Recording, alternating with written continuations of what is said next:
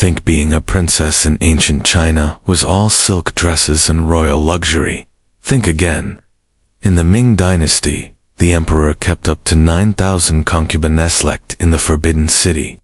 9,000 women competing for one man's attention. And here's the kicker. Most would never even see his face. Literally thousands of women lived their entire lives in gilded captivity for the slim chance of a single night with the emperor.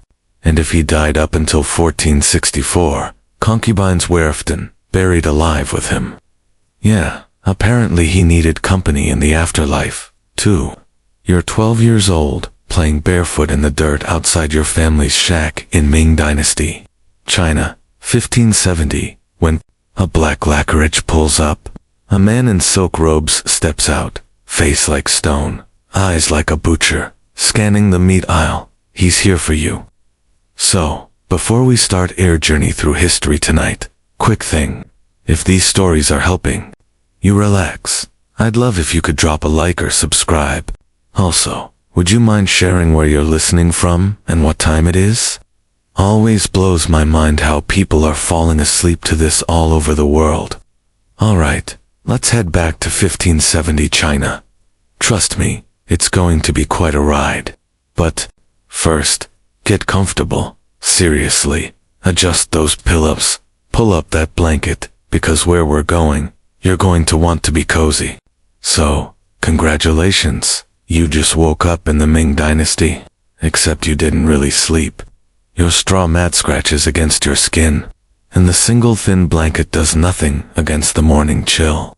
The air smells of wood smoke, human waste, and the slightly sour scent of too many bodies living too close together. Outside, you hear roosters announcing dawn, the creak of cartwheels, someone coughing from a winter illness that won't let go. Your stomach growls. It always growls, not like your warm, full belly right now in your modern bed. You're the second daughter in a family with 5 children and barely enough rice to go around.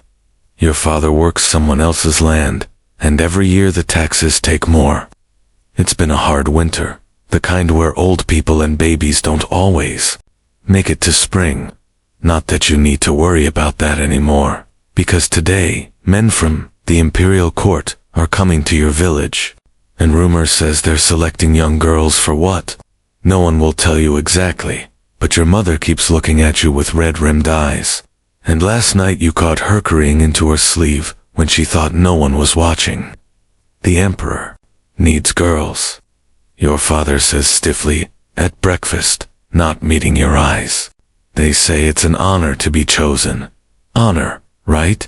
The same honor that took your cousin 3 villages over last year. No one's heard from her since. The man who steps from the carriage doesn't ask questions. He inspects your teeth, your feet, your skin, like your livestock on sale day. Then he tosses your father a sack of silver. And just like that, you're gone. Sold. Not as a bride, not even as a servant, but as a concubine. Your mother's sobs fade, as the cart rattles away, her face blurred by tears and dust. You're 12, barely old enough to braid your own hair, and now your cargo headed for the Forbidden City. The air stinks of sweat and horse, and your stomach churns, not just from hunger, but from the rumors you've heard. Girls like you don't come back ever. Stop your sniveling, the man says when your tears won't stop. The emperor keeps thousands of concubines. Most will never even see his face, but those who please him rise above their station. Wealth, comfort, power, better than starving in that pigsty you called home. The journey takes weeks. You travel with 20 other girls, all ages 12 to 16, all whitied with fear or false bravado. One tries to escape the first night, and is beaten and tied to the wagon. Message received. No one else tries to run. You arrive at a towering gate, red as blood, where annex with cold ice hard. You like cattle. Annex. Men who aren't men anymore. Their high voice and smooth faces make your skin crawl. Some are kind in a distant way. Others seem to enjoy the power they hold over you. Strip, one orders, his voice weirdly pitched between man and woman. You and the other girls stand. Shiveringus, they poke and prod, examining skin and feet. One girl's sent home for a crooked nose. Another's kept because her feet are small enough to bind. Yeah, foot binding. They crush your bones into lotus shapes, so you'll hobble prettily for the emperor. Sounds fun, right? Wrong. It's torture that'll leave you screaming for weeks. You pass inspection, barely. Now, you reign the harem, a maze of silk walls and whispered threats. The Forbidden City isn't just a palace. It's a city within a city, and the women's quarters are a prison draped in silk. The walls shimmer with gold, but the air is thick with jasmine incense and fear. Older concubines glare, their eyes sharp as knives. They're not your friends, they're your rivals, and they'd sell their own kids to keep their spot in the emperor's. Bait, look at these country rats. One sneer, fingernails long and painted red, getting younger every year. This one hasn't even bled yet. Your first job. Serve tea to a senior consort too, slaps you for pouring too slow. Your cheek stings, but crying's a luxury yoken to Ford. The rules are simple. Obey, charm, survive, slip, up and you're out of a job. Nope, you're dead. Maybe starved, maybe tortured in the worst possible way. A girl next to you whispers about a concubine who spilled wine on a noble. She vanished. Rumor says she's buried under the palace floor. You're learning fast. This isn't a palace. It's a battlefield, and you're armed with nothing but your face. That night, you sleep on a mat with 4/3 new girls, in a small chamber, far from the emperor's quarters. The ranking system here is brutally simple. The higher your rank, the closer your room to the emperor. You're at the bottom, which means you're practically sleeping in the stable, but it also means you're safe for now. You learn quickly that the palace runs on bribes and favors.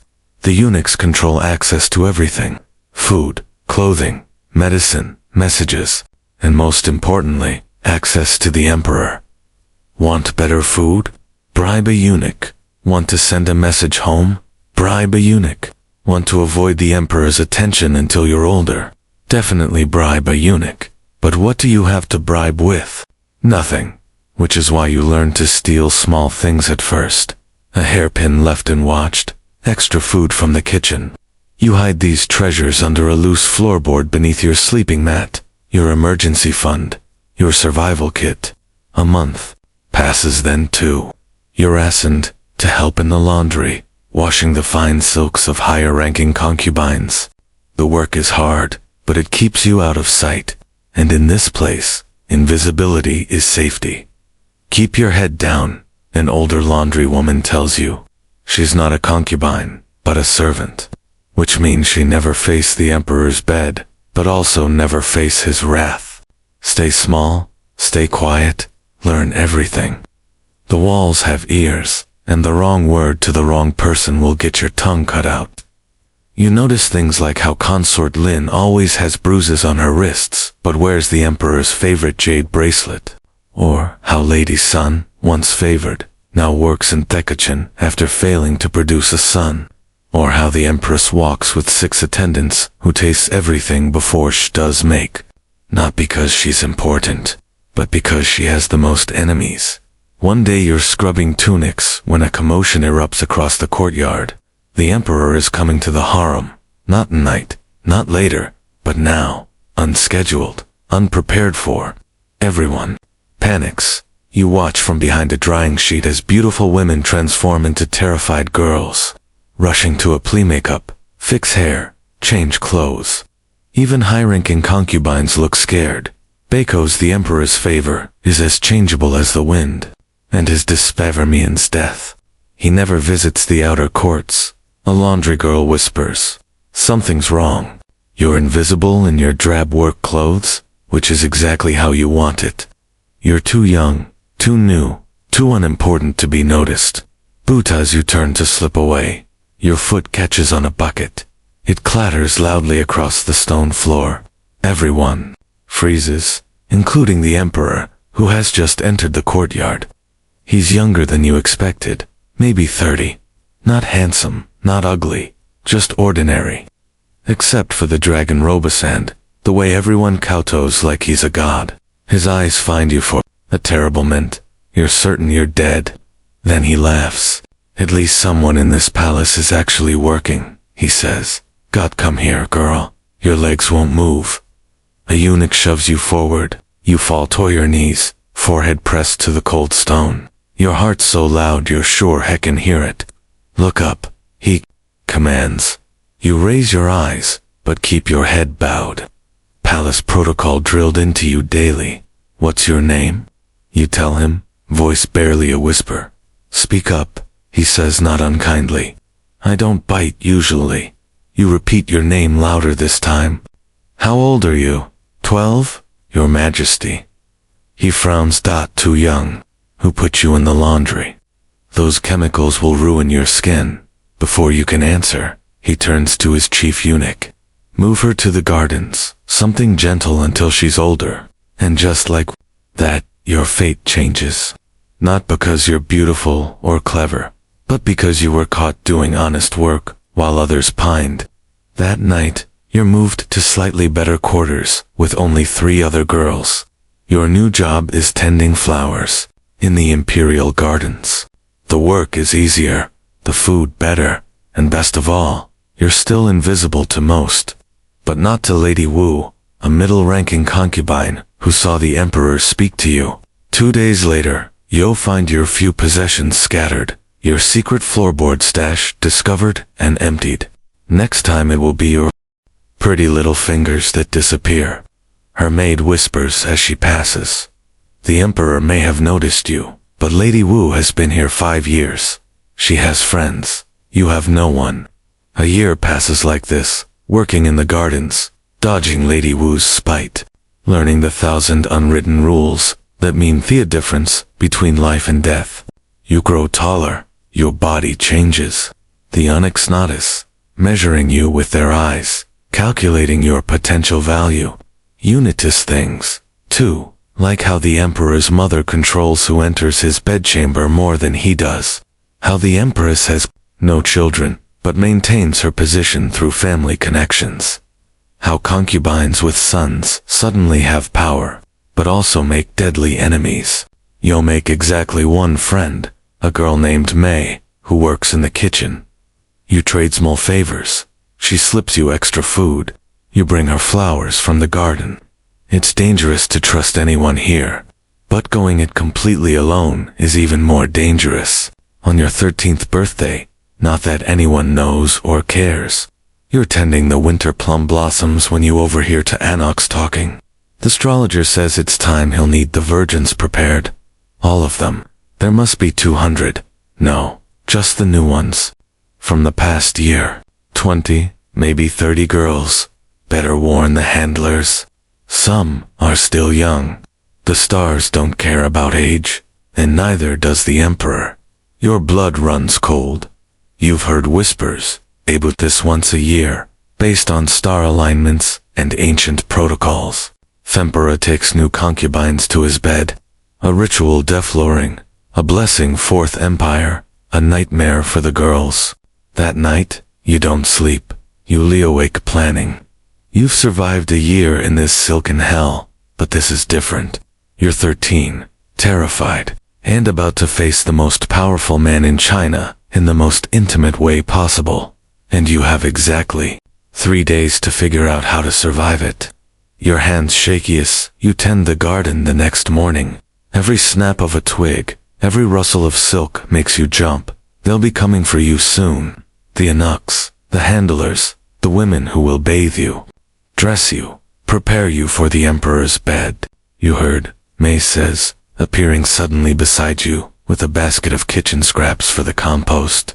You nod, not trusting your voice. I've been here 3 years, she says quietly. I was called my first year. I was 14. What? What was it like? You whisper. She looks around carefully before answering. Quick, impersonal. He had 12 girls that night. We were just a ritual, a duty. Hibberly looked at my face. Were you scared? Terrified? But fear shows weakness. Never show weakness here. It attracts predators.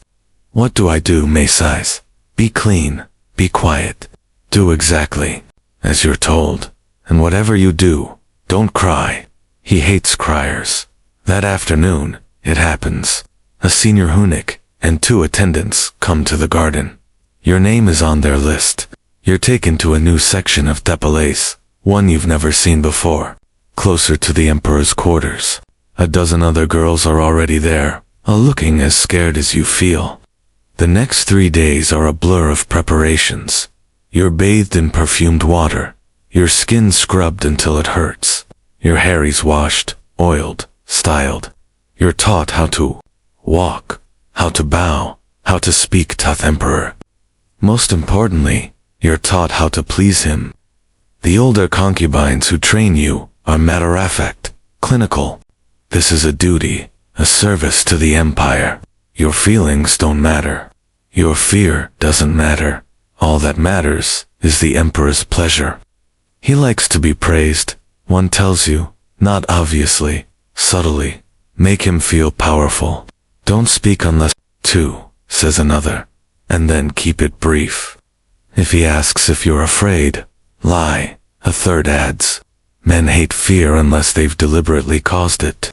On Feathered Day, you're dressed in red silk, your face painted white with lips stained crimson. You barely recognize yourself in the polished bronze mirror. You look older, beautiful even, and absolutely terrified. You and the other girls wait in a chamber outside the Emperor's bedroom. No one speaks. Some pray silently, others stare blankly, already retreated somewhere deep inside themselves. One girl vomits in a corner and is quickly hustled away. She won't be coming back. A eunuch enters with a wooden tablet bearing names. The Emperor will see 5 girls tonight. The rest will return tomorrow. Your name is called third. Through to his chamber feels like walking to your execution. Your bound feet, freshly rewrapped, to look smaller, send shooting pain up your legs with each step, but you don't stumble. You can't afford to. Inside, the Emperor Asinison, a massive bed platform. He looks bored, tired. He barely glances at you. As you enter, you now pressing your forehead to the floor. Your heart is a war drum in your ears. Rise, he says. You stand, eyes downcast. You're the garden girl, he says, surprising you. I remember you. You risk a glance up. He's studying you now, more curious than predatory. Yes, Your Majesty. You're very young. I am 13, Your Majesty. He sighed heavily. I have 30-year-old ministers who look younger than me. This ritual ages me a decade each year.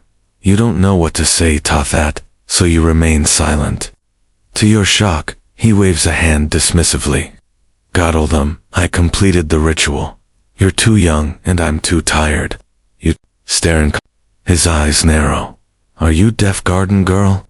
I said go, before I change my mind. You back away, bowing repeatedly, hardly daring to belly of air luck. As you reach the door, his voice stops you. And garden girl, not a word about this to anyone. As far as anyone knows, I took your virginity tonight. Understand? The stars must be satisfied, and so must court gossip. You nod frantically. Good, when you're older, I'll remember your face. For now, go back to your flowers. Outside, eunuchs smirk knowingly as you exit too quickly. Word will spread by morning that the garden girl pleased the Emperor poorly. You'll be mocked perhaps, but you'll be safe for now. Back in your quarters. You curl into yourself on your sleeping mat. You survived, not through beauty or skill or cunning, but through sheer luck. The Emperor's fatigue, his momentary kindness, or perhaps just his disinterest in children. But luck won't save you next time. And there will be a next time. In the darkness, you make a vow. You'll learn everything about this place, its protocols and poisons, its saliences and enemies. You'll turn invisibility into power. Because, in the Forbidden City, knowledge is the only weapon women are allowed to wield. Tomorrow you'll begin. You'll watch. You'll listen. You'll plan. Because, in this silken prison, surrounded by enemies on all sides, you've discovered something important. You want to live. You're 13 now, trapped in the Forbidden City's inner court. A prison draped in the walls shimmer with gold, but the air's thick with jasmine and fear. You limp on bound feet, each step a knife in your bones, because beauty means pain, and pain means you're still alive. Your days start before dawn, scrubbing floors for senior consorts who sneer like you're a roach in their rice. Your job, make them look good while staying invisible. Pour tea too slow, and a bamboo rod cracks your knuckles. Spill a drop and you're locked in a closet with no food for a day. Starvation's agret teacher, apparently. The Emperor's bed is the prize. Andy very girl, here playing a deadly game to get there. You're taught to smile, bow, and flutter your fan, like it's a weapon. But the real battlefield is the whispers. That girl with a jade hairpin, she spread a rumor you stole a noble's comb. Now you're scrubbing latrines while she bats her eyes at the Emperor. Trust no one. May whispers one night. They'll drown you in silk to climb higher. She's not wrong. Last week a girl was caught flirting with a guard. Eunuchs dragged her out, her screams fading in teeth moat. They say the carp ate well that night. 3 months after your encounter with the Emperor. Life has settled into a brutal routine. Wake at dawn. Tend the gardens. Avoid Lady Wu and her spies. Learn the unwritten rules that might keep you alive. Sleep. Repeat. But things are changing. Your body is developing curves. The unex-shave stopped treating you like a child and started watching you with calculating eyes. Whispers follow you through the courtyards. The garden girl. The one who failed to please the Emperor. The one he sent away. Except that's not what happened. But no one can ever know the truth. You need allies, May tells you as you both scrub vegetables in the kitchen. She's broken protocol to speak with you, risking punishment. Not friends, allies. There's a difference.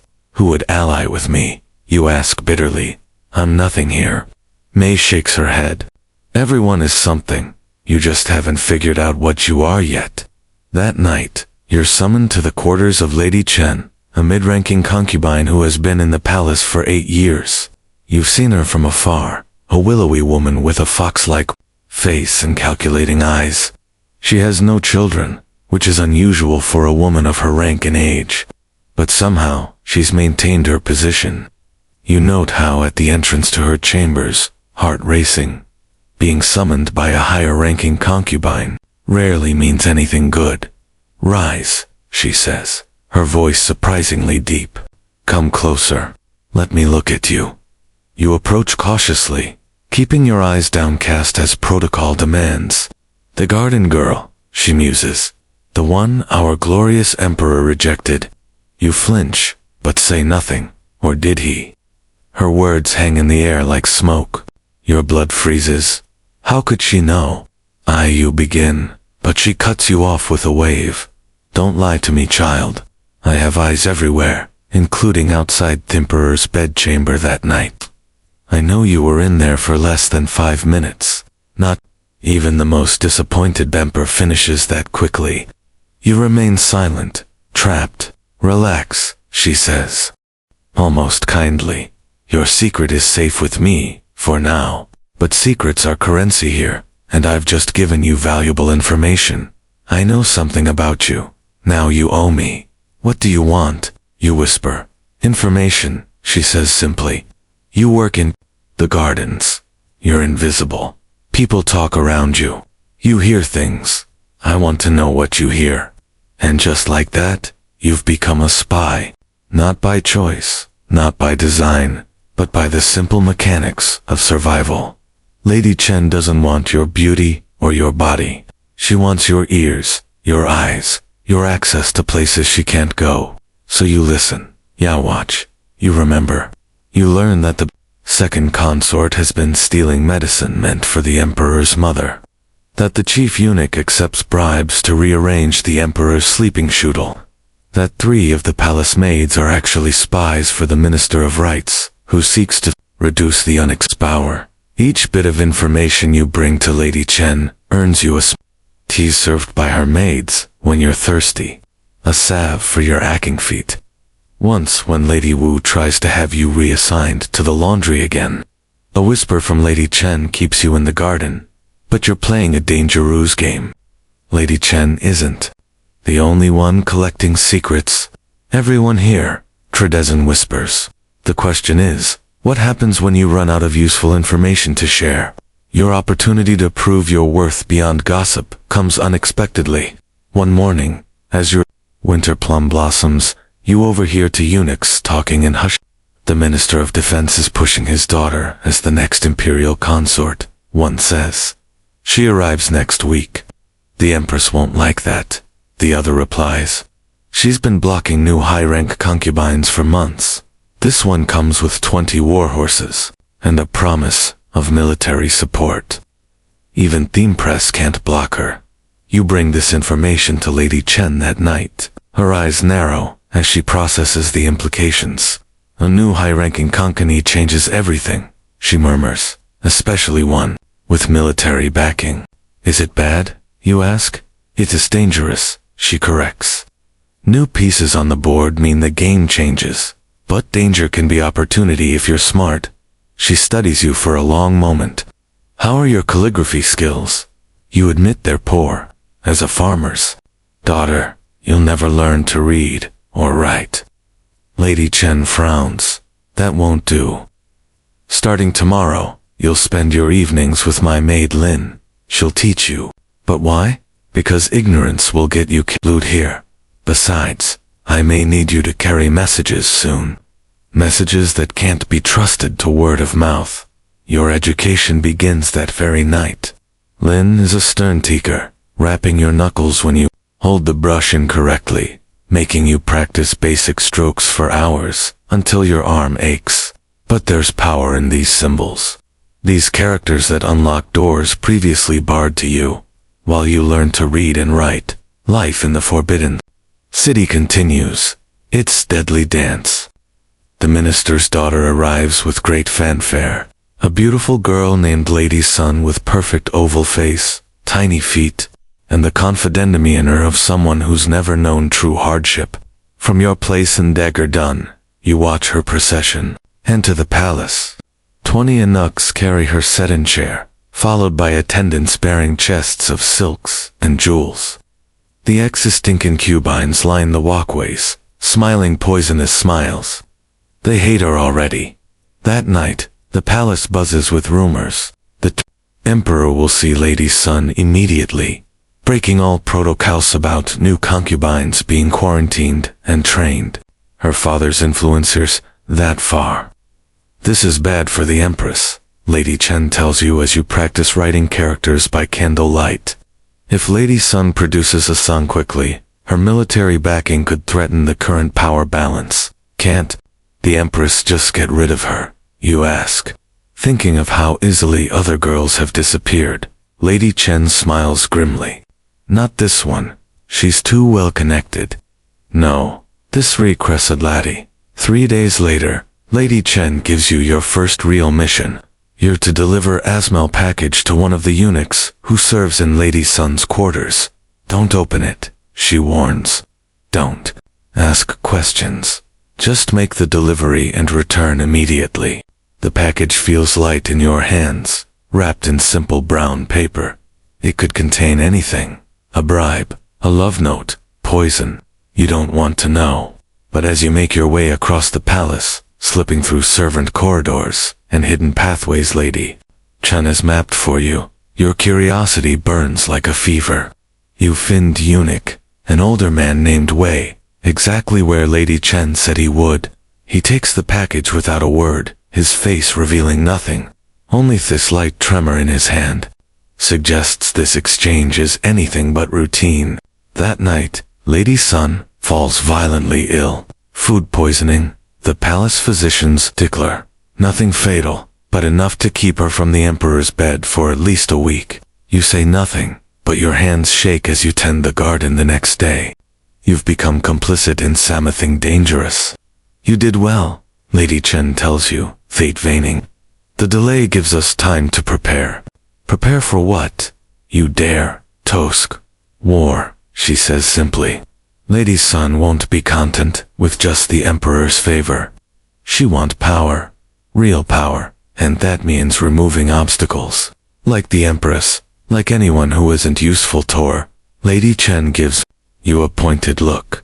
So, make yourself useful to everyone, little garden girl. It's the only way to survive when the powerful start killing each other. Your education accelerates. By day, you tend the gardens, gathering information and observing the shifting alliances of the court. By night, you learn to read, write, and navigate the labyrinthine politics of the inner palace. Lady Chen proves to be a complicated patron. She's harsh, demanding, sometimes cruel, but she's also teaching you to survive. To think 3 moves ahead, to see people as pieces on a board, rather than as friends or enemies. The emperor is not the most powerful person in this palace, she tells you one evening. Real power lies with those who control access to him. Remember that. 6 months after you first entered the Forbidden City, you scarcely recognize yourself. Your hands, once rough from farm work, have softened. Your skin, protected from the sun by wide-brimmed meadows in the garden, has lightened to the pale shade prized by nobility. You can read simple texts, write basic messages, and navigate the physical and social mazes of the palace with growing confidence, but you're still nothing in the grand scheme, a pawn being moved by Lady Chen for her own purposes. And pawns are sacrificed without hesitation when the game requires it. Your moment of truth comes during the Mid-Autumn Festival. The palace is decorated with lanterns, and for once the concubines can mingle more freely in the courtyards to admire the full moon. It's one of the few nights when the strict hierarchies relax slightly. Lady Chen gives you a simple task. Deliver a message to a eunuch named Lao Ho, serves the emperor's mother. The message is written in your own hand, a test of your calligraphy as much as your loyalty. It contains information about Lady Sun's secret meetings with her father's military advisors. Information that, if true, suggests treasonous intent as you make your way across the moonlit courtyards. The folded paper feels like it's burning through your sleeve, where you've hidden it. This isn't just palace gossip. This is dangerous enough. You find Uniqlo easily enough, but as you're about to pass him the message, you spot Lady Sun watching from a nearby pavilion. Her eyes meet yours, and in that instant, you know she suspects something. You walk past Uniqlo without delivering the message. Later that night, Lady Sun's attendants search the quarters of all lower-ranking concubines and servants. They claim to be looking for a stolen hairpin, but yoke no better. They're looking for evidence of espionage. When they reach your sleeping mat, your heart nearly stops. The message is still hidden in your sleeve, but the searchers are thorough, making everyone strip to their underclothes. There's nowhere to hide it. In desperation, you do the only thing you can think of. You shove the paper into your mouth and swallow it. The rice paper dissolves quickly on your tongue, the ink bitter but not impossible to stomach. The search reveals nothing, but you've crossed a line. You've betrayed Lady Chen's orders. And worse, you've destroyed information that implicated Lady Sun in treason. If Lady Chen discovers what you've done, your punishment will be severe. You can't sleep that night, torn between fear of Lady Chen's retribution and uncertainty about whether you've done the right thing. Was the message even true? Or was Lady Chen using you to plant false information? The next morning, as you work in the garden, with shaking hands, a shadow falls across the flower bed. You look up to find Lady Sun herself standing there, without attendants, which is unusual and forbidden. Walk with me, she commands softly. Protocol demands you obey a higher-ranking concubine, though every instinct screams that this is a trap. You follow her to a secluded corner of the Gardenier, a small pond where koi fish swim lazily in the autumn sun. "You had something for Lou yesterday," she says without preamble. "A message about me." Your mouth goes dry. Denial would be pointless, and yet you didn't deliver it, she continues. Why? You could lie. Create some story about losing your nerve, or forgetting the message. Instead, you take a risk. "I didn't know if it was true," you say quietly. "And Ali, that's serious, could cost lives." Lady Sun studies you for a long moment. "Clever girl, it wasn't true. It was a test. Not from your mistress to the eunuch, but from your mistress to you, and you failed her test, but passed a more important one. Your confusion must show in your face, because she smiles slightly. Lady Chen and I have been Neelys for years," she explains. "Did you really think a concubine with no children could maintain her position for 8 years, without powerful friends? Shua's testing your loyalty. Would you deliver a dangerous message unquestioningly? And when you chose conscience over blind obedience, you proved yourself useful in ways she hadn't anticipated. Your head spins. Nothing is as it seems. No one is who they appear to be. So know what happens. You ask. Now you serve 2 mistresses, instead of 1. Lady Sun says you will continue reporting to Lady Chen, but you'll also report to me. Your position in the garden makes you valuable to us both. And if your interests conflict," her smile vanishes, "then you'll have to choose, won't you? But choose wisely, garden girl. The wrong choice will be your last." As she walks away, you realize the game has changed again. The stakes are higher, the players more powerful, and you're now caught between 2 dangerous women. But there's a strange comfort in this precarious position. As long as both Lady Chen and Lady Sun value you, neither can easily dispose of you without alerting the other. You've gained a measure of protection through very danger that threatens you. That night, when Lady Chen summons you, you kneel before her, with your heart in your throat. Will she mention the undelivered message? Will she punish you for your failure? Instead, she smiles and places a small wooden box before you. "You've proven yourself adaptable," she says. "That's rare and valuable here." Inside a box is a jade hair pin, nothing elaborate or expensive, but finer than anything you've ever owned. A symbol of rising status, a reward. "Lady Sun approached you today," she states rather than asks. You nod, not bothering to wonder how she knows. "Good. Remember where your first loyalty lies, garden girl. I found you when you were nothing. I made you useful." "Yes, my Lady Yorpley," eyes downcast appropriately. As you leave her chambers, the jade pin secure in your hair, you realize you've crossed another threshold. You're no longer just a frightened girl from a farming village. You're becoming something else entirely. A player in the great game of the Forbidden City. Not a powerful piece, like Lady Chen or Lady Sun, not yet, but no longer a pawn to be sacrificed without thought. You're learning to move on your own, to see the board from multiple angles, to survive in this deadly, beautiful cage. You're 14 years old, and you've already lived a lifetime in palace intrigues. What will you become by 16? By 20? First time since you arrived. You allow yourself to imagine a future beyond mere survival, and it frightens you how much you want it. You're 14 now, caught in a web of silk and secrets. The garden soil under your fingernails marks you as different from the other concubines who spend hours painting their faces and gossiping behind perfumed sleeves. You still move with a slight limp. The foot-binding process never completed, because you were deemed too old when you arrived, making you damaged goods in this world where female perfection is measured in 3 inches, but your imperfection has become your salvation. No one expects a Haflamegadon girl to navigate palace politics. No one watches you too closely. And that's exactly how you've survived this long. Your days follow a rhythm now. Dawn breaks with the palace gong, and you rise from your sleeping mat, muscles aching from yesterday's labor. The small room you share with 3 other low-ranking girls smells of sleep and cheap face powder. None of you talk much in the mornings. Friends are luxuries no one can afford here. First task: gather your gardening tools and check the weather.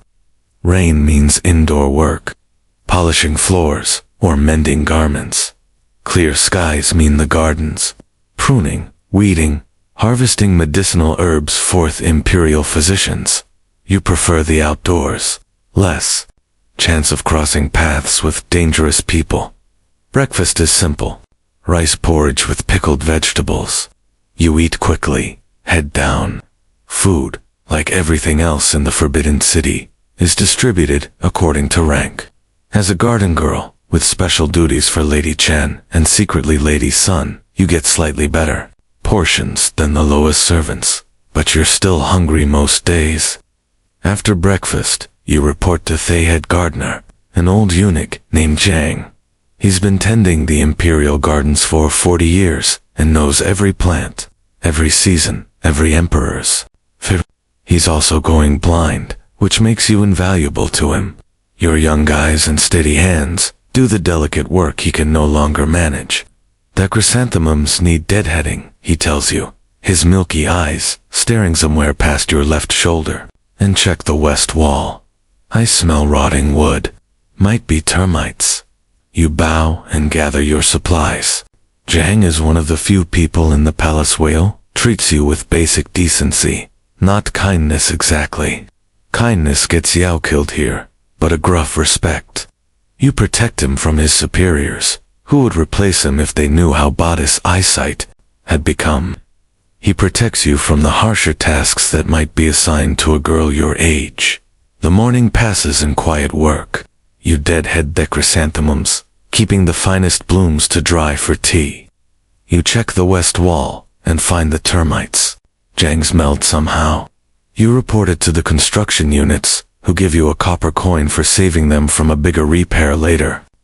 You hide the coin in a small pouch buried beneath a specific stone in Vegadon, your emergency fund, should you ever need to bribe your way out of trouble. Midday brings the heat and a short break. You sit in the shade of a knelled pine tree, drinking water from a bamboo canteen. From this spot, you can see into the courtyards where higher-ranking concubines take their leisure. Today, they're watching a performance. Musicians playing the ihu and peeper while dancers in bright costumes perform an ancient tale of love and loss. Unitas, Lady Sun, among them, her hair adorned with the kingfisher feather ornaments that have become fashionable since her arrival. She laughs at something, the sound carrying across the courtyard. Beside her sits another woman you recognize, Consort Lin, one of Thimper's favorites, who has already given him 2 daughters. The women appear friendly, but you know better than to trust appearances here. A shadow falls across you, interrupting your observations. Enjoying the show, Garden Rat, Lady Wu Sni, 2 of her maids flanking her like prison guards. You lower your eyes and start to rise, but her foot presses down in your calf, pinning you in place. The pain shoots up your leg, but you don't cry out. She'd enjoy that too much. I asked you a question. Forgive me, my lady. I was merely resting a moment. Her foot presses harder, spying more likely. Who do you report to these days, Lady Chen? Or has she tired of you? You say nothing, which infuriates her more. Lady Wu has been your enemy since your first days in the palace, though you've never understood why she bothers with Simonius, lowly as you. Perhaps I should have you reassigned, she muses. The night soil collectors need assistance. Imagine from the gardens to shoveling. In your case, it's hardly a demotion. The head gardener would miss you, you say carefully. He relies on me for the emperor's medicinal herbs. It's a subtle reminder that you have some protection, however slight. Lady Wu's eyes narrow. We'll see about that. She removes her foot and sweeps away, her maids trailing behind her, like the tail of a venomous snake. You rub your calf, knowing it will bruise badly. Lady Wu is dangerous, but also careless. She's made too many enemies, spread her spite too broadly. In the 2 years you've been here, you've seen her influence wane as others rise. Still, a cornered rat bites harder, and Lady Hua definitely cornered these days. Afternoon brings a change in routine. Instead of returning to the gardens, you're summoned to Lady Chun's quarters. Her maid Lin meets you at the entrance, wrinkling her nose at your dirt-stained clothes. Wash your hands at least, she scolds, pointing to a basin of water. She has guests. This is unusual. Lady Chen rarely receives visitors when you're attend her. You scrub your hands and straighten your simple clothes as best you can before following Lin inside. The room smells of incense and tea. Lady Chen sits at a low table, and across from her, your heart nearly stops, is Lady Sun. The two women who separately command your loyalty are together, speaking as if they're friends, which you know they are, but they've always kept up the pretense of formal distancing in public. Ah, here she is, Lady Chen says, gesturing for you to approach my little garden spy. You now toe deeply, mind racing. What game is this? Are they testing you again? Rise, Lady says, and come sit. We need your help. You obey, kneeling at the table, at a respectful distance from both women. A third cup sits waiting, and Lady Chen gestures for you to pour your own tea, an extraordinary honor for someone of your rank. Lady Wu visited you today, Lady Chen states. Of course she knows already. Nothing happens in this palace without someone watching, reporting, calculating advantage. Yes, my lady, she threatened you, Lady Sun adds, not for the first time. You nod cautiously. She's become a problem, Lady Chen says, sipping her tea for all of us. Lady Sun's elegant fingers trace the rim off her cup. She's spreading rumors that I meet with military officials, that I'm planning to influence the emperor against the empress. And she's in Pleto, the chief eunuch, that I've been stealing medicine, meant for the emperor's mother. Lady Chen adds, both dangerous accusations, both false. You ask before you can stop yourself. The women exchange a glance, and Lady Sun's mouth curves into a slight smile. You've taught her two interesting questions, she says to Lady Chen. She came that way, Lady Chen replies. I merely refined the skill. Lady Sun refocuses on you. Let's say the accusations are complicated. The truth is rarely as simple as palace rumor suggests, but Lady Wu's motivations are clear enough. She's losing position and trying to regain it by attacking those with more favor. Why? Tell me, this Yao-esque. Because Lady Chen says we need someone who can move between worlds. Someone who can access places neither of us can go without drawing attention. Someone disposable. The question slips out before you can censor it. Instead, Ofanger, your impertinence earns a bark of laughter from Lady Chen. If we want a despicable girl, we'd use one of 50 serving maids. No, we need someone with specific skills. Someone who knows plants gray, understanding dawn slowly. You want me to poison Lady Wu? No, Lady Sun says sharply. Poison is crude, detectable, and punishable by death for all involved. We need something more subtle. Lady Chen sets down her teacup. Lady Wu suffers from vanity above all else. Her beauty is her only real currency, and she knows it's fading. She's been using whitening creams, desperate to maintain her complexion. She has her own garden of herbs she thinks will preserve her youth.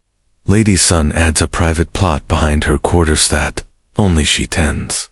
Now you see the plan. You want me to add something to her garden, something that will affect her appearance without seeming like obvious poison. Lady Chen smiles, and it reminds you of a fox eyeing a rabbit. Clever girl. There are aeroplants that cause rashes, discoloration, subtle effects that appear to be natural ailments rather than deliberate poisoning. The garden record shows several such plants in the Imperial collection, Lady Sun says, but identifying them, harvesting them properly, applying them correctly, that requires expertise. Zhang would know, you say cautiously. Zhang cannot know about this, Lady Chen says firmly. His loyalty is to the gardens first, but you've been studying with him for 2 years. Surilevov learned enough. You have, is the terrifying thing. Yauk know, at least 3 plants in the Imperial Gardens that could create the effects they want. Plants that would cause Lady Wu's prized skin to break out in blotches and blemishes. Not life-threatening, but devastating to her status and self-image. If I'm caught, you begin. You won't be, Lady Sun assures you. We've arranged for Lady Wu's usual maids to be reassigned for 1 night. Temporary food poisoning, nothing serious. During that time, you'll deliver replacement herbs to her garden. After that, nature takes its course. And if she suspects, she'll suspect everyone except a garden girl, Lady Chen says dismissively. Her pride wouldn't allow her to believe Samin so low could harm her. You take a deep breath. This is dangerous. Not as dangerous as actual poison, but still risky enough to cost you your place here, maybe your life. Yet refusing these 2 powerful women might be even more dangerous. I'll need 3 days, you say finally, to identify the right plants, harvest them properly, and prepare them. The women exchange satisfied glances. 3 days, Lady Sun agrees. No more. After you leave their quarters, you walk through the palace in a daze. You've just agreed to sabotage a concubine, a cruel one, yes, but still someone several ranks above you. That punishment for such an act would be severe, but the potential reward is significant, too. Successfully carrying out this task would bind Lady Chen and Lady Sun to you more tightly. They would doubt you protection, favor, perhaps even advancement. That night, you lie awake on your sleeping mat, listening to the quiet breathing of the other girls, and the distant call of the night watchman marking the hours. You've come so far from the frightened child who arrived here 2 years ago. You've learned to read and write.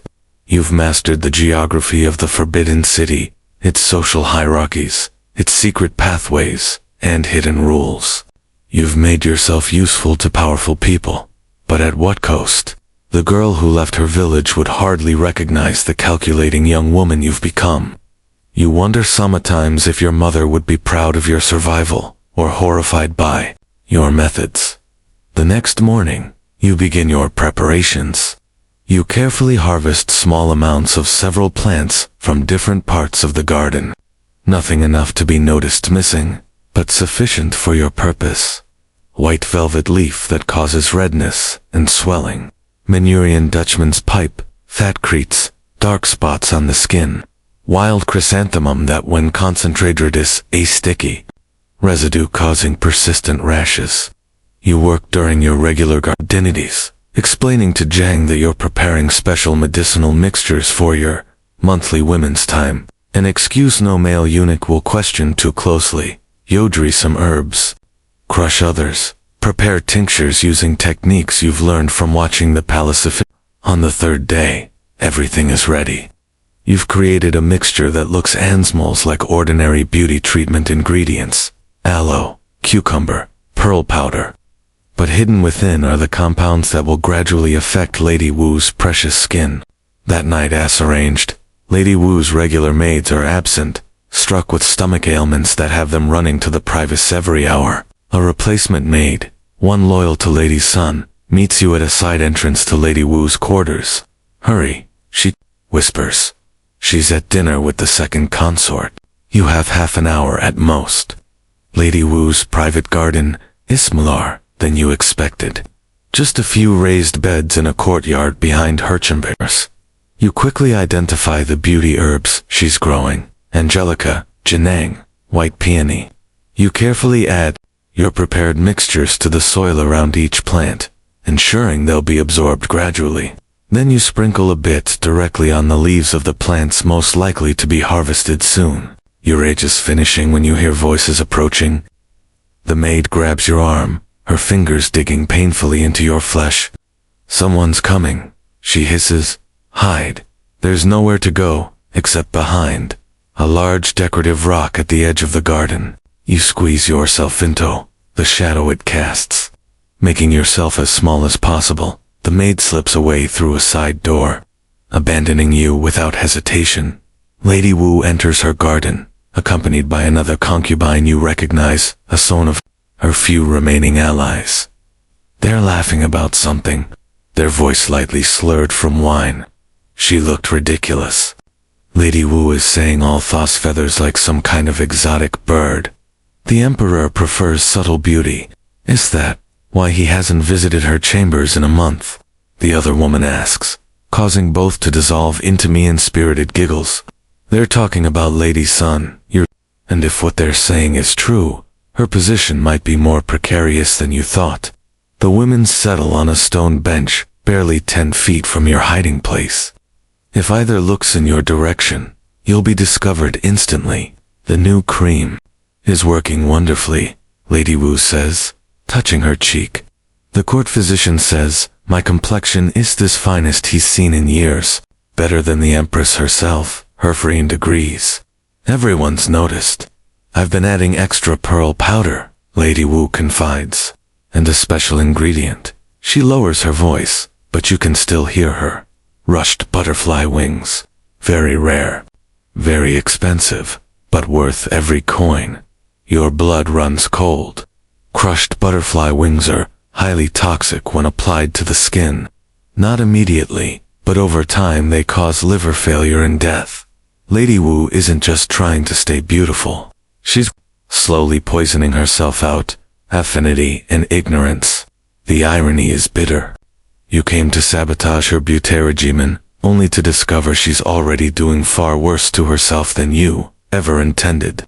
And now, the mixture you've added will interact with the butterfly powder, possibly accelerating or changing its effects in ways you can't predict. You should feel triumphant. Your enemy is destroying herself, and your mission will hasten her downfall. Instead, you feel hollow. Even Lady Wu doesn't deserve the painful death that awaits her if she continues using that powder. The women eventually move inside, giving you the chance to slip away. Instead of returning directly to report your success, you take a detour to the Imperial Library.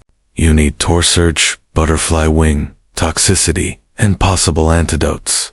There might be a way to neutralize both your sabotage and her self-poisoning.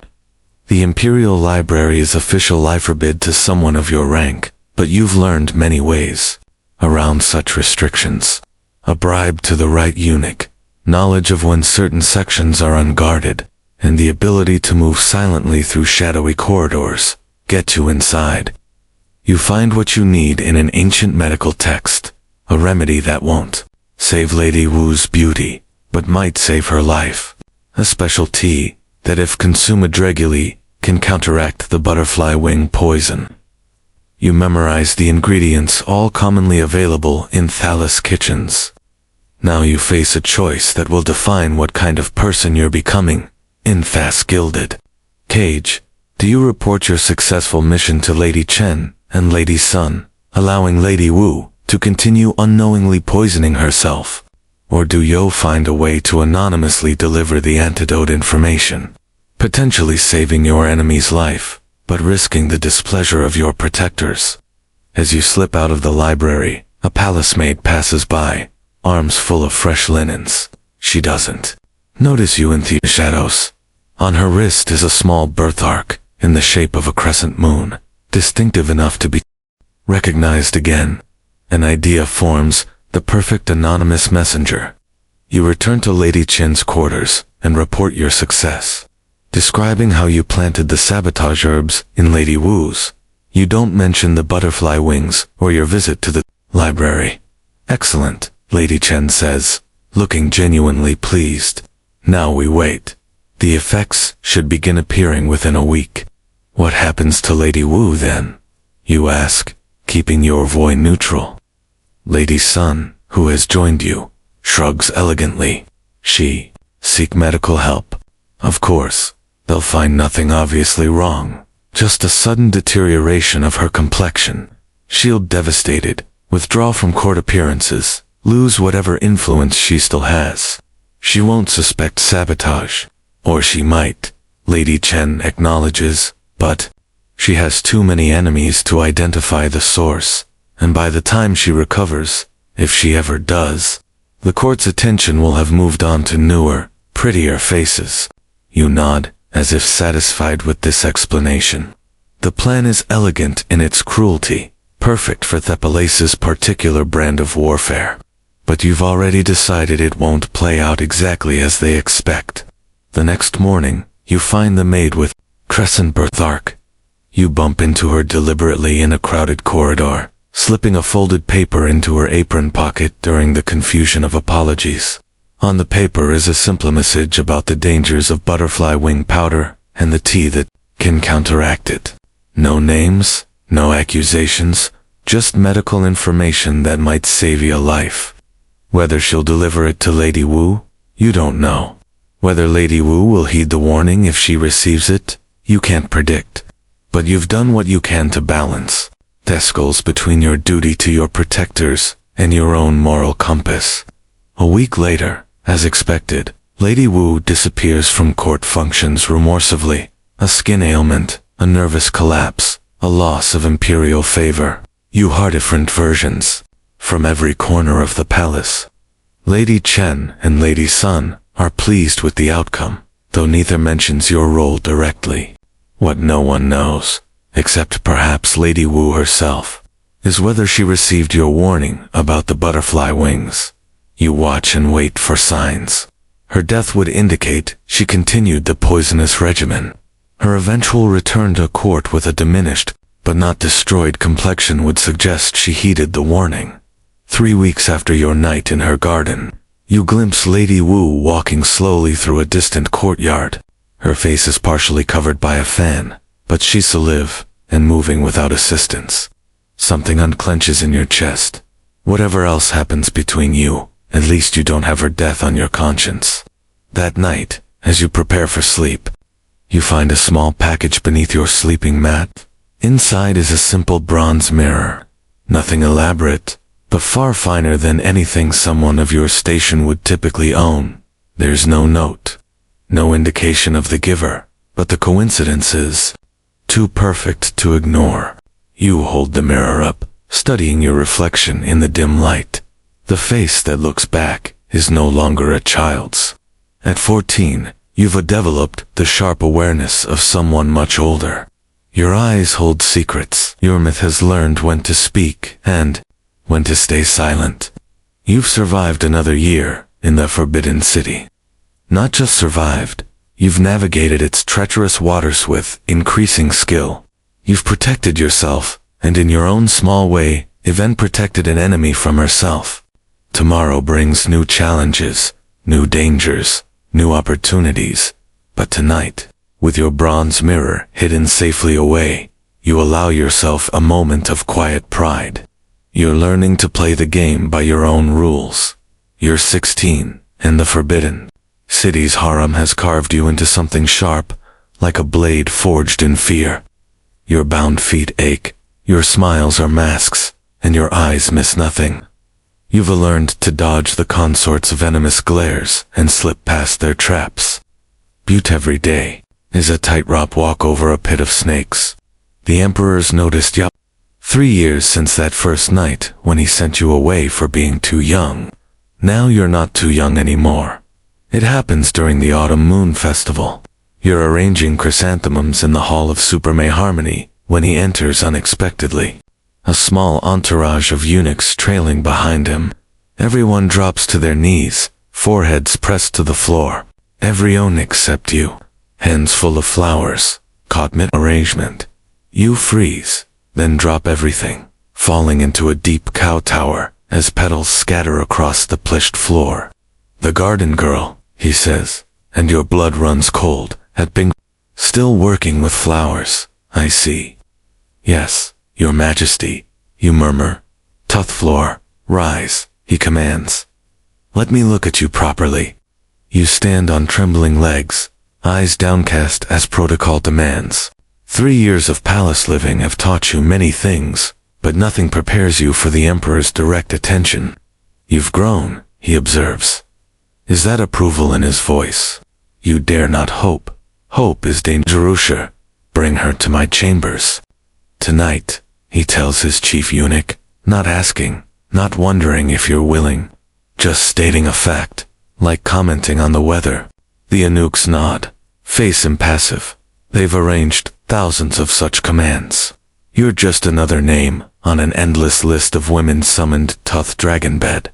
That afternoon is a blur. You're excused from your garden duties and whisked away to be prepared, bathed in perfumed water. Skin scrubbed until it hurts, hair washed, oiled, styled in the latest court fashion, face painted white with rouge on cheeks and lips. Dressed in layers of fine silk you've only ever handled as laundry. Lady Chen visits during the preparations. She's risen higher in the past year. Now, a 5th-rank consort with her own small retinue of maids. Remember what I taught you, she says quietly. Be pleasing, but not eager, responsive, but not forward. And whatever happens, do not cry. What if I him? The question escapes before you can stop it. Her eyes soften briefly, then harden again. Then you'll return to the gardens and continue as before. One night with the emperor doesn't define your worth unless you get pregnant. The word hangs in the air between you. Pregnancy, the ultimate goal and greatest danger for ever. A son means power, status, security.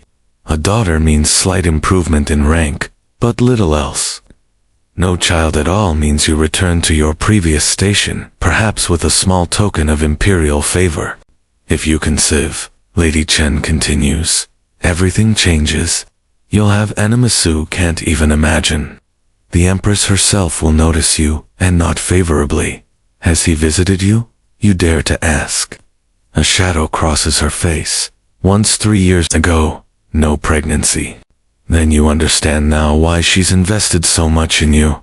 You're her proxy, her second chance at power. If you rise, she rises with you.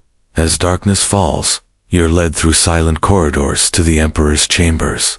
Not carried naked like they concubines. You're not important enough for that ritual. Just walk there by 2 stone-faced eunuchs wove, seen it all before.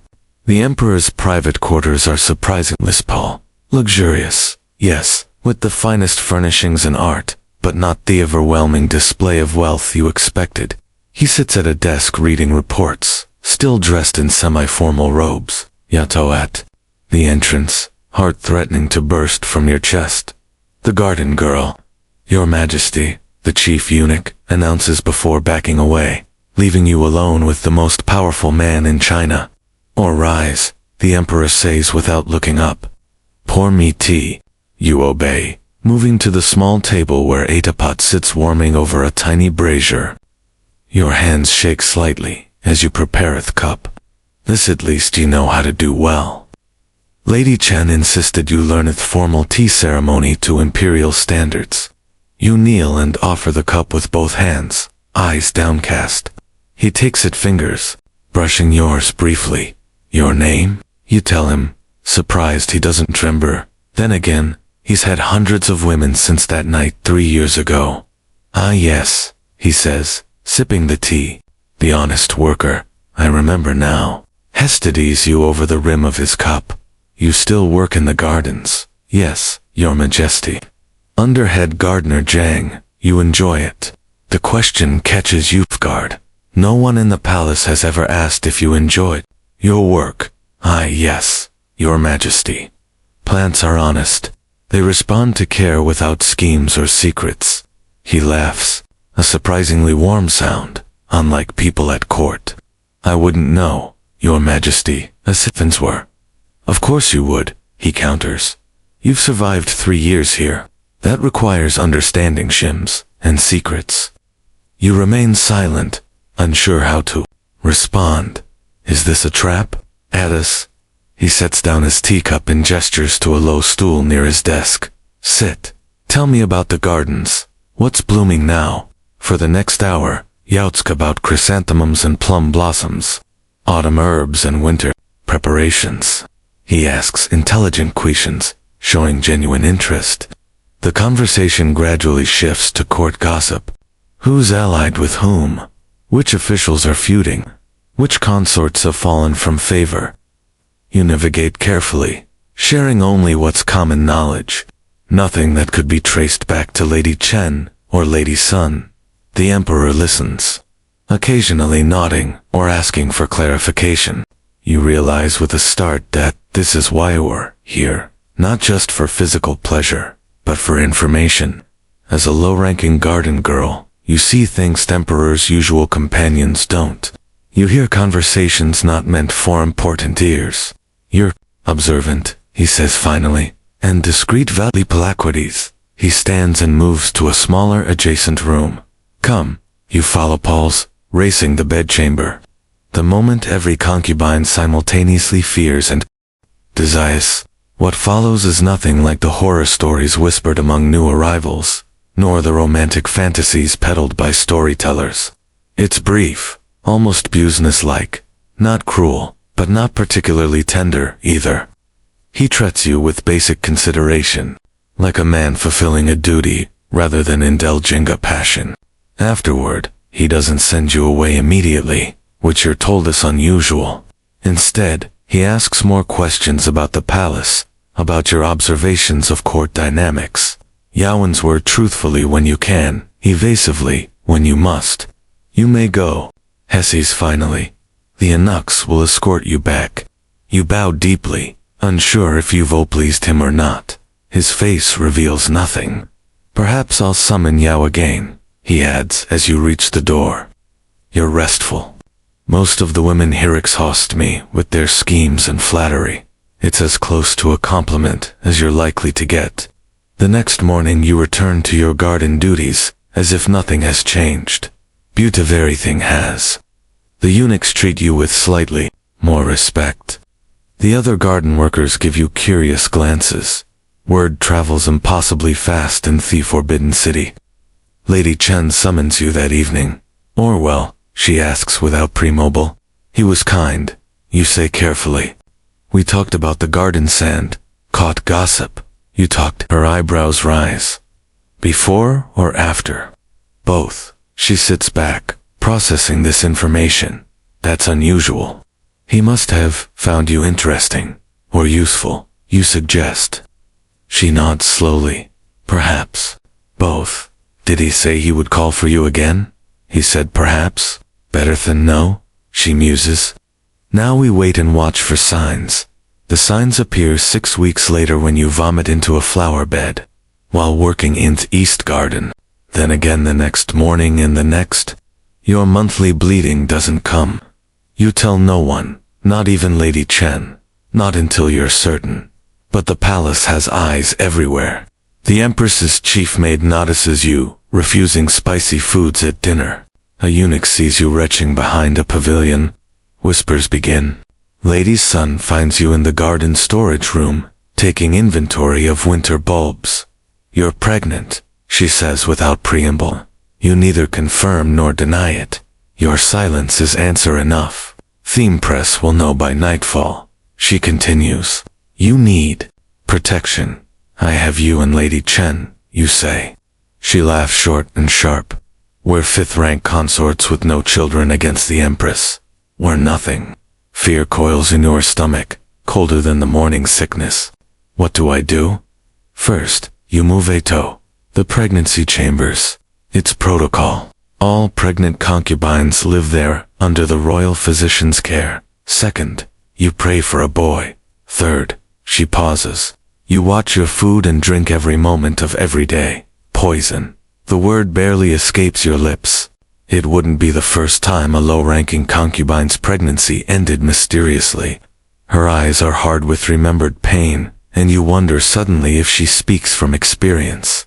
That afternoon, you're officially moved to the pregnancy chambers, a separate section of the palace where expectant imperial concubines are housed. The rooms are larger, the furnishings finer than you're accustomed to. You're assigned to maids to attend you and a eunuch to taste all your food and drink. The other. Women in the pregnancy chambers regard you with mixed reactions. Some are openly hostile, long-time concubines who resent a garden girl receiving imperial favor. Others are cautiously friendly, seeing potential alliance with a woman carrying what might be the next imperial prince.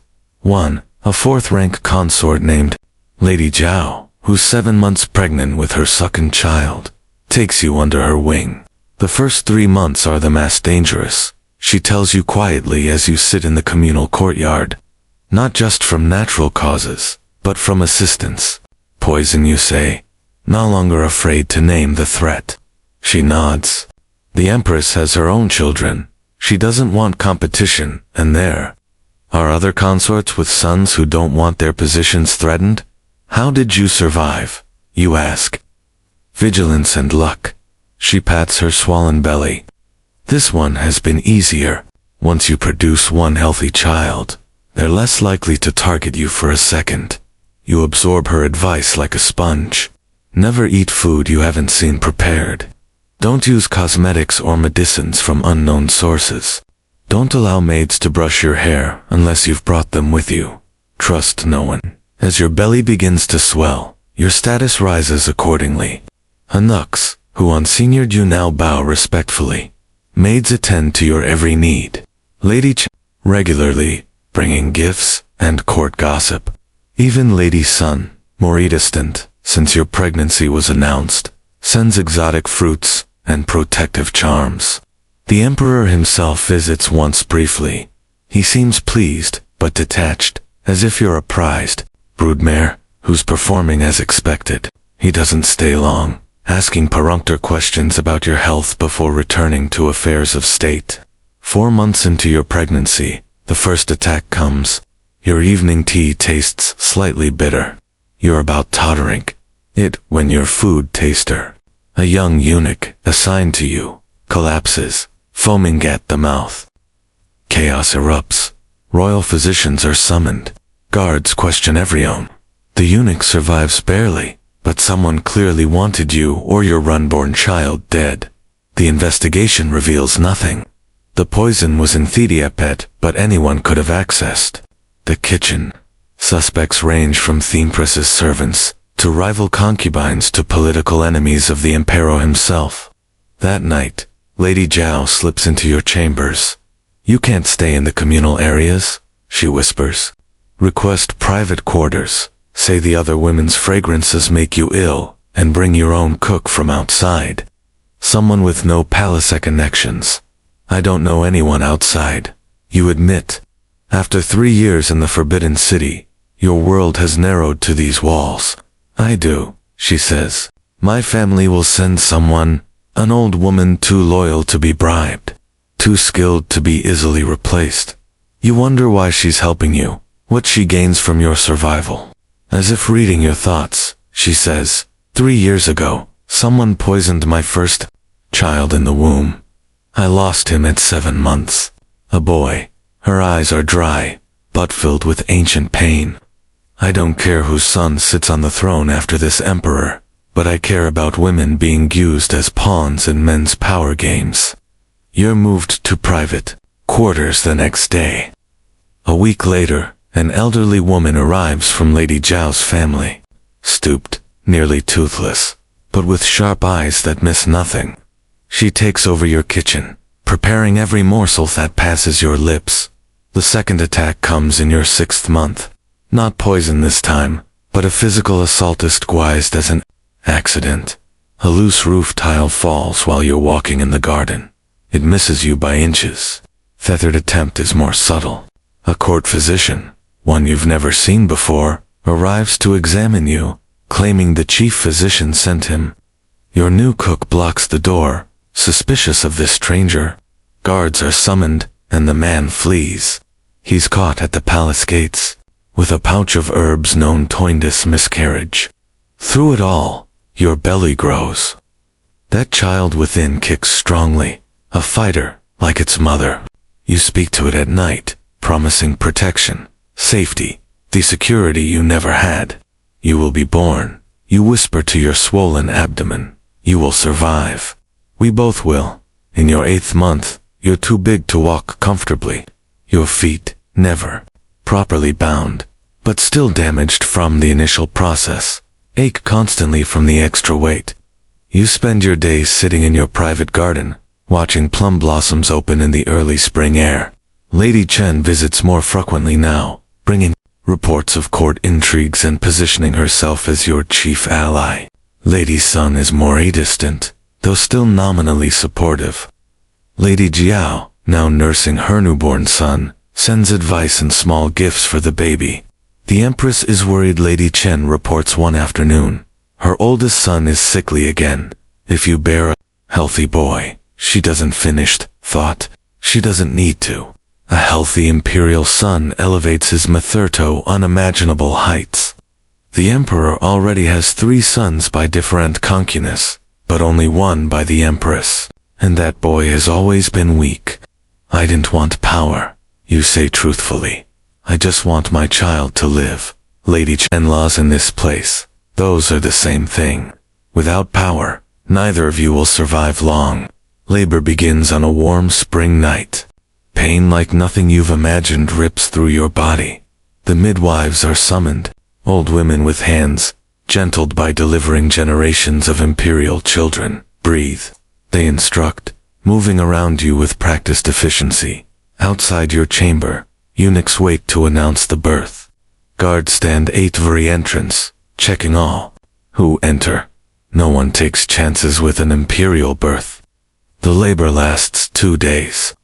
2 days of agony, of pushing and bleeding, and praying to gods you're not sure exist.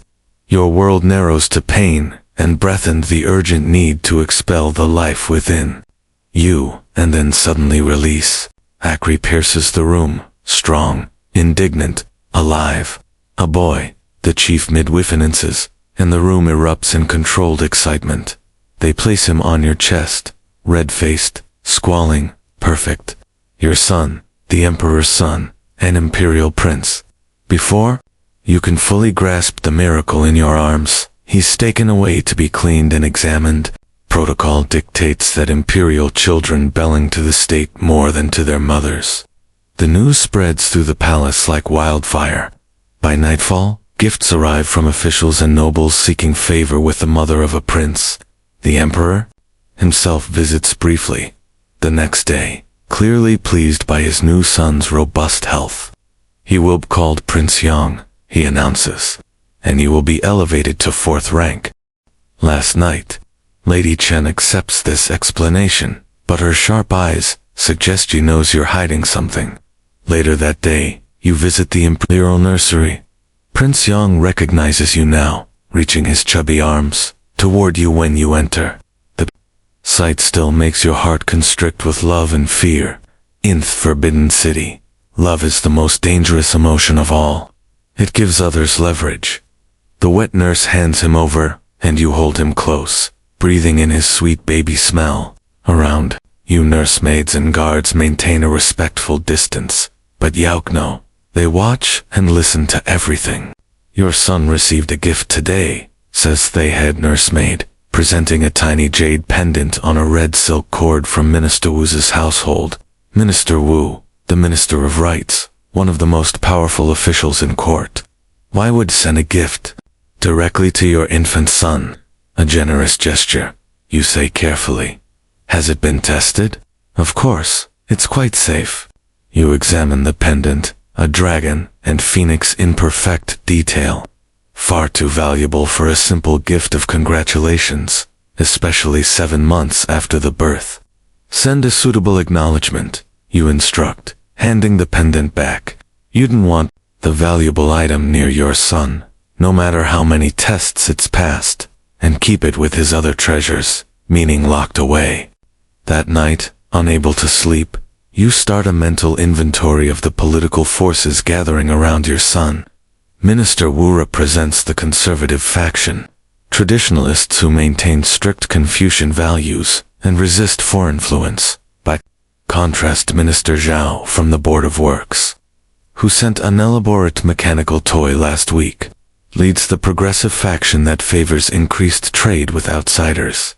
Both powerful, both suddenly interested in a fourth-rank consort's baby son. Then Thor are the military commanders. General Fun sent an exquisite miniature sword. Admiral Hong contributed a pearl sade to protect from drowning. Even the chief eunuch, who officially serves the emperor, but maintains his own power base, has shown unusual attention to Prince Yong's welfare. All because your son appears strong, while the crown prince remains weak. All positioning themselves for future influence should succession become complicated. The emperor summons you 3 days later. This time you're brought to his chambers with full imperial protocol. Carried in a sedan chair by eunuchs, wrapped in silk sono, one can see you. The ritual befits your new rank. He's in a contemplative mood, sitting by a window overlooking a moonlit garden. He gestures for you to join him, pouring tea with his own hands rather than calling for servants. An extraordinary intimacy. How is our son? He asks. A strong and growing, Your Majesty. The physicians say he has your constitution. He nods, pleased. And you are your new quarters satisfactory? More than satisfactory, Your Majesty. I am overwhelmed by your generosity. Not generosity. You've earned your position. He sips his tea. The Empress received you recently, so he knows. Of course he does. Just as the Empress knows when he zoomins you. Yes, Your Majesty. She was most gracious. What did you discuss? Another test. The Emperor and Empress maintain separate courts, separate spheres of influence. What passes between them is often as formal and negotiated as relations between separate kingdoms. She spoke of Prince Yong's health, Your Majesty, and of her Aunson, the Crown Prince. Nothing else. His eyes sharpen. You hesitate, weighing risks. Lie to the Emperor and be caught. Tell the truth and betray the Empress's confidence. She suggested that certain factions might see Prince Yong as a rival to the Crown Prince. You say carefully, she wanted to ensure I understood this was not her view, nor would it be mine. The Emperor watches you. Expression unreadable. Clever. You've told me the substance while maintaining her confidence. He sets down his teacup. The Empress is right to be concerned. The Crown Prince's position is secure by law and tradition, but not everyone respects such constraints. Your Majesty has many strong sons. You've tour. Prince Yong will be proud to serve his elder brother when the time comes, as he should. The Emperor's gazette's distant, but fate can be unpredictable. The strong sometimes falter. The weak sometimes find strength. A wise ruler prepares for all possibilities. What is he suggesting? That the Crown Prince might not inherit after all. That your son might be considered as an alternative. The thought both thrills and terrifies you. The best service I can offer Prince Yong is to raise him to be loyal to his father and brother, you say, threading the needle between the Emperor's implicit suggestion and the Empress's explicit warning. He smiles slightly. You navigate these waters well for one so new to them. I've had good teachers. Yes, Lady Chen has served you well, as has Lady Sun in her way. He shifts, his manner changing subtly. But tell me, what do you think of Minister? Ooh, so, he's noticed the Minister's interest in your son, too? I don't know him well, Your Majesty. He sent generous gifts to Prince Yong. Wu seeks advantage wherever he can find it. He believes the old ways are best. Tradition, hierarchy, rigid adherence to ritual. His faction has been gaining influence, and you find this concerning, Your Majesty. Thimpera studies you for a long moment. I find it limiting. China must adapt to serve. The barbarians press at our borders. New ideas challenge old certainties. We cannot meet these challenges by looking only backward. You realize he's sharing political philosophy with you, something he'd normally discuss with ministers, not concubines. Your value to him is changing, evolving beyond the physical, even maternal. He sees you as someone he can talk to, someone with a mind worth engaging. Progress and tradition need not be enemies. You suggest carefully.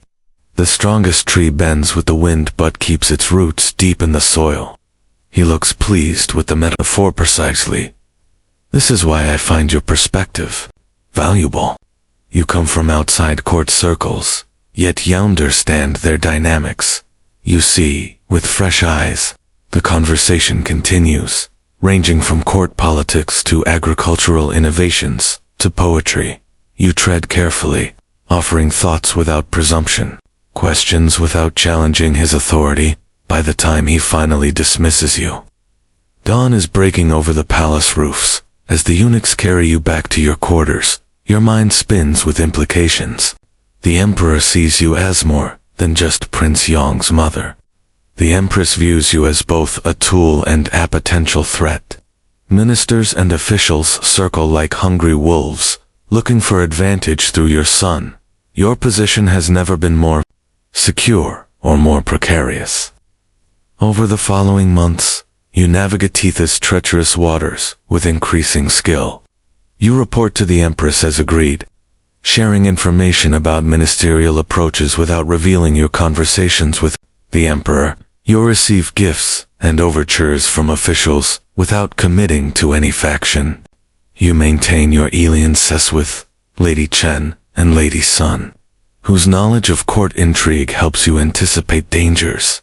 Prince Yong thrives, growing from infant to toddler with remarkable vigor.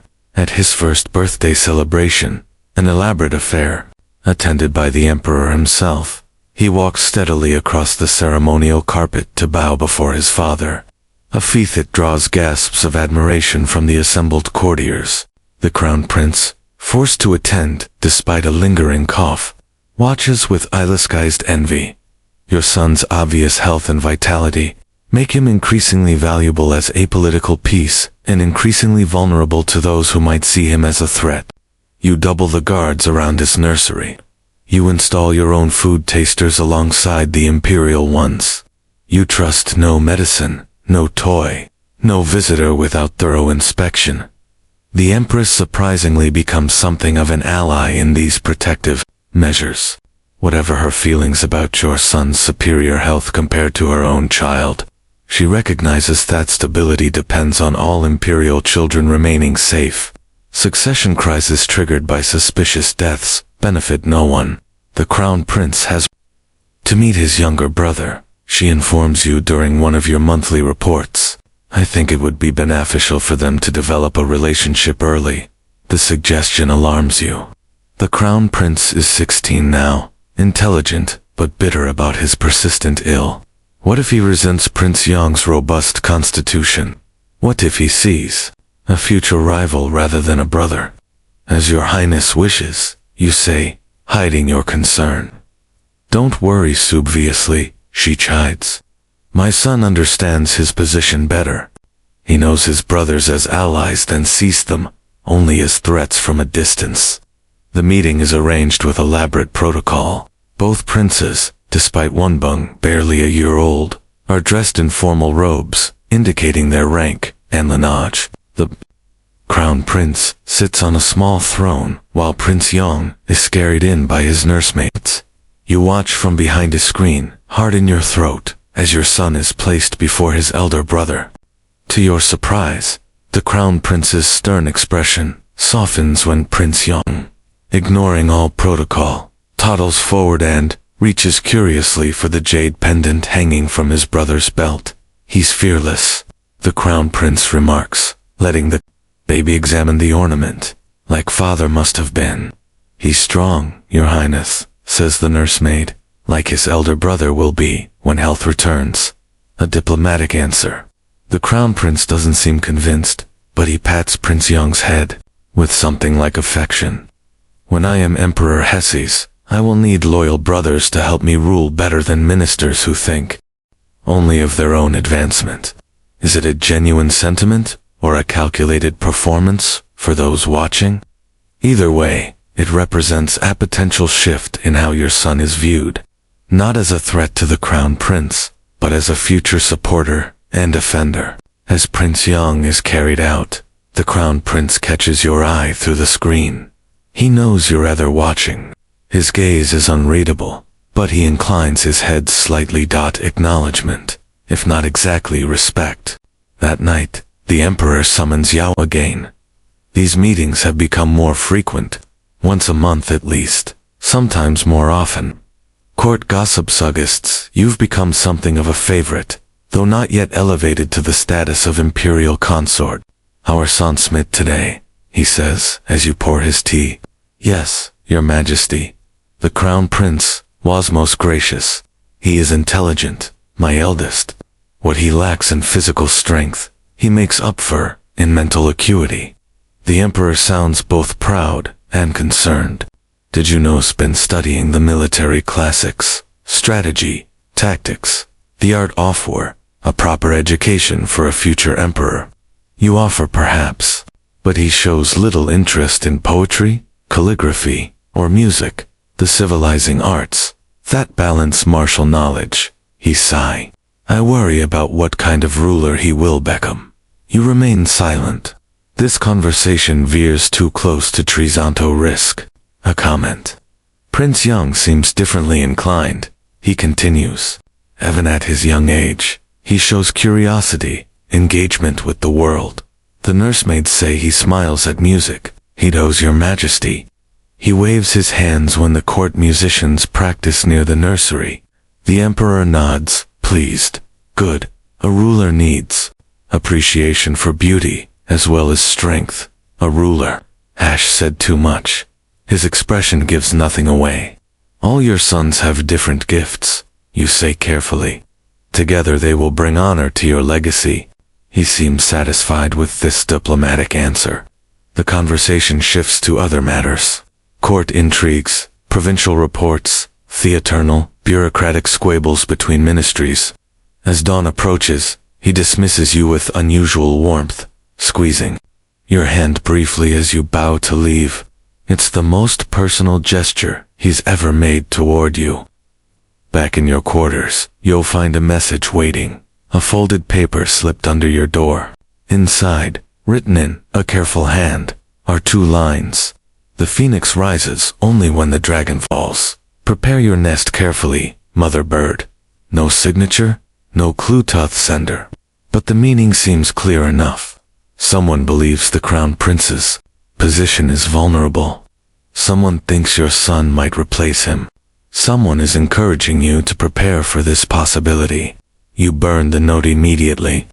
Such words are dangerous even to possess. But the warning, or is it a promise, echoes in your mind as you prepare for sleep. Your position has never been stronger. 4th rank consort, mother of a healthy prince, confidant to the emperor, informant, tough empress, ally to powerful court factions. Yet the shadows grow longer, the knives sharper, the smiles more poisonous. You're 18, and the Forbidden City has taught you its most important lesson. The higher you rise, the farther you have to fall. And in this place, no one catches you when you fall. They just watch and wait and take what you leave behind. You're 22. Your son now a toddling target in a palace that chews up hope and spits out bones. You've dodged knives, both steel and whispered, but the air's heavier now, thick with plague and panic. The emperor is sick. The court's a mess of whispers, and the word succession slithers through. Prince Yang, your beautiful boy, has just turned 3. Old Inoto speak in full sentences to recognize Chinese characters. To bow perfectly in court ceremonies. Old enough to be dangerous to those who support the crown prince. Old enough to be a pawn worth sacrificing in the great game. You've risen to 3rd rank consort through the emperor's continued favor. Your chambers now sit in the inner palace complex, just 2 courtyards away from the imperial bedchambers. Your robes are embroidered with gold thread. Your higher ornaments worth more than your entire village's yearly harvest. When you walk through the palace, lower-ranking women kowtow. Anook scurry to fulfill your wishes, but wealth and status offer no protection against what's coming. Perhaps they even make you more vulnerable. The emperor won't last the season, lady, Chen tells you during a private tea ceremony. She's risen alongside you, now a third-rank consort herself, still your ally after all these. His physicians say the infection has reached his lungs. They've been saying that for months. You reply, careful, even in private. Walls have ears, especially palace walls. This time it's different. They've summoned the imperial clansmen from the provinces. The succession council meets daily. Your stomach tightens. The crown prince is 19 now. Still physically weak, but mentally sharp. By law and tradition, the throne is his. But law and tradition mean little when power hangs in the balance. What have you heard about Prince Yang, you ask, trying to sound casual, lady. Chen's eyes flick to the door, checking for eavesdroppers. Minister Wu's faction mentions him often. They say a strong emperor is needed in dangerous times. The implication is clear. Some factions would prefer your healthy, vigorous son to the sickly crown prince. Despite the age difference, a regent could rule until Prince Yang comes of age. He's 3, you say flatly. He can barely dress himself. Age matters less than bloodlines and alliances.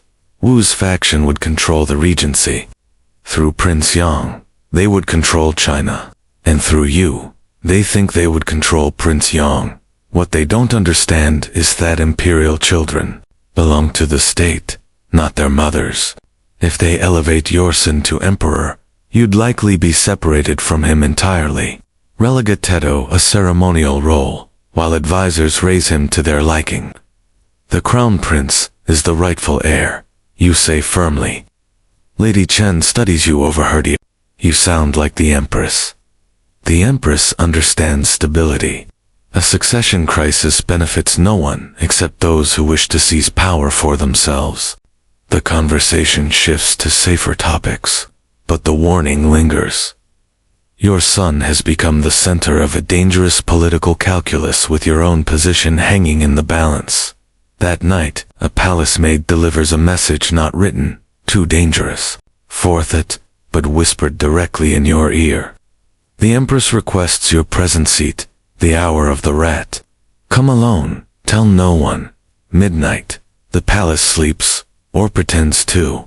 You slip through dark corridors, accompanied by a single trusted maid, who waits outside while you enter the empress's inner chambers.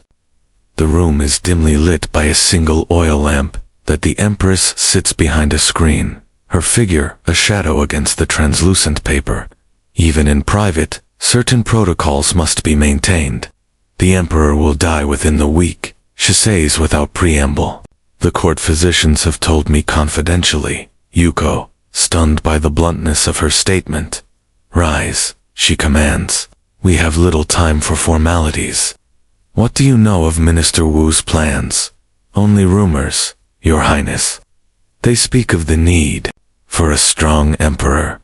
They speak of your son. The Empress's voice is tight with controlled anger. They have approached General Fun and the provincial governors. They seek military support for a regency council. Prince Yang is 3 years old. You say, echoing your earlier conversation with Lady Chen. He can neutral. Of course not. Wu would rule. Through him, and to secure their position, they would first need to remove the crown prince. A cold fear grips you. Remove can only mean one thing. My son is the rightful heir, the Empress continues. The ministers may not love him, but the common people respect tradition. Civil war benefits no one. What would you have him do, Your Highness? The Empress rises, moving around the screen to face moderately. An extraordinary breach of protocol that underscores the gravity of the situation. Publicly declare your support for the crown prince. Take Prince Yang to pay homage to his elder brother. Make it clear to all factions that you reject any plan to place your son on the throne. You bow your head. Of course, Your Highness. There's more. She hesitates. Unusual for a woman, normalisso. Decisive. You must leave the palace. Your head snaps. Up. Leave for your safety. And Prince Yang's. As long as you both remain here, you will be tools for ambitious men. The crown prince cannot secure his rule, while potential rivals exist within the palace walls. You want us exiled. The realization hits like a physical blow. Not exiled, protected. The Empress's expression softens slightly. I have arranged a residence in Suzhou, beautiful gardens, a staff of servants, an appropriate income. You will live in comfort, and Prince Yang will receive the education befitting an imperial prince. When he is older, if he proves loyal, he may be recalled to serve his brother's court. And if I refuse, her eyes harden. Then I cannot guarantee your safety or your son's when my husband dies and the real struggles begin. Thepalace is no place for children during a succession. She's right, and you know it. The history of Imperial China is littered with dead princes, casualties of succession struggles. Even if the crown prince secures the throne without bloodshed, your son will always represent a potential threat to be. When must we leave? You ask, resignation in your voice. Tomorrow night. Tell no one, not even Lady Chen. Especially not Lady Chen. The warning surprises you. Lady Chen has been your ally for years. You think she would betray me. I think her survival depends in maintaining relationships with multiple factions. She cannot afford to be associated with someone who defies Minister Wu's plans. You return to your chambers, mind racing. In less than a day, you must prepare to leave the only home. Why?